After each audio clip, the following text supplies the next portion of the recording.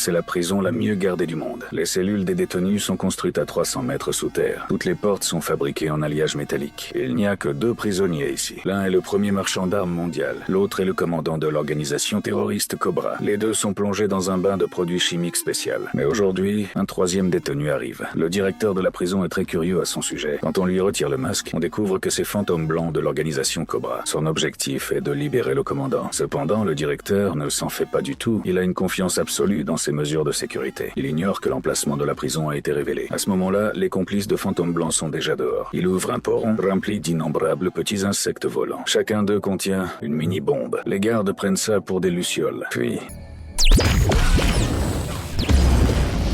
l'homme tire 2 obus qui font sauter la porte métallique. Au moment où il se précipite à l'intérieur, sa moto se désintègre soudainement.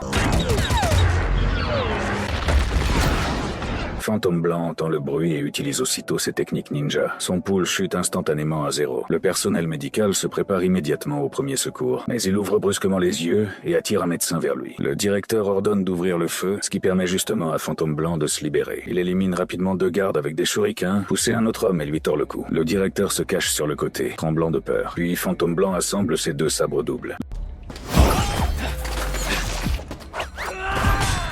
Le directeur et les derniers gardes bloquent la porte, prêts à tirer tous ensemble. Sans prévenir, plusieurs grenades roulent derrière eux. Tous sont éliminés sur le champ. Ce sont leurs complices qui sont arrivés. Pendant ce temps, Fantôme Blanc a libéré le commandant. Les 3 hommes sont sur le point de fuir. Le directeur brise un réservoir de carburant. Les flammes de l'explosion brûlent le dos de Fantôme Blanc. Les 3 fuient aussitôt les lieux. Ils emmènent Fantôme Blanc sur une montagne pour qu'un sorcier le soigne. Quant au commandant, il retourne à sa base pour préparer son complot visant à dominer le monde.